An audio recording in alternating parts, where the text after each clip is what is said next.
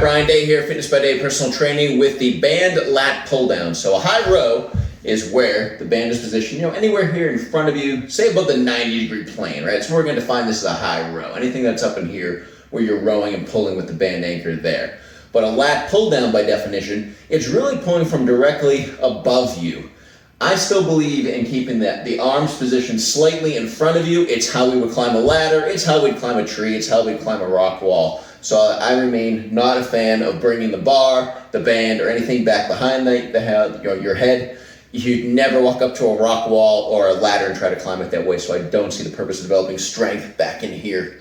We want stability, we want strength, and this is where we use it. We're right in this range right here. So grabbing these bands, head neutral, meaning not tucking your chin. I'm kneeling down to get the proper distance. If you have a lot of ceiling height, you could do these standing or seated. Where my band is anchored, I do need to kneel. And here, palms facing away, towards each other, back towards you. Just changes the emphasis on how much you're using your biceps, and a little bit of variety in the recruitment of say, your lats and whatnot. But what we're really looking to do here is just get to a slightly overhead angle, or fairly overhead angle, squeezing those shoulder blades down and together. What we really want to avoid doing is anything like this. We don't want the shoulders popping forward. Shoulders stay down and back as you row. One little creative little addition to this, or a way to modify it, you can bring them down and do one up, one down, other one up, other one down. That really requires you to pull those shoulders down, anchor that shoulder blade on the opposite side in place while the other one moves.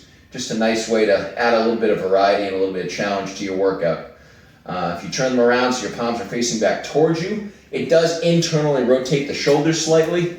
That can make it a little easier if you're suffering from any sort of impingement. That brings up shoulder impingement. Anything that's above this 90-degree plane is a healthy type of row. That is a healthy type of exercise. But if you are suffering from shoulder pain or shoulder impingement, you want to make sure that you're addressing that before progressing to higher and higher and higher levels of elevation, because chances are that could be something that could irritate that. So if you do just try this exercise and you experience any shoulder pain or discomfort, pay attention to it. It's probably indicative of perhaps some rotator cuff issue or some perhaps shoulder impingement that needs to be addressed before you really start doing more of that particular exercise. That's it. Please feel free to reach out to me at fitnessbyday.com. Thank you very much.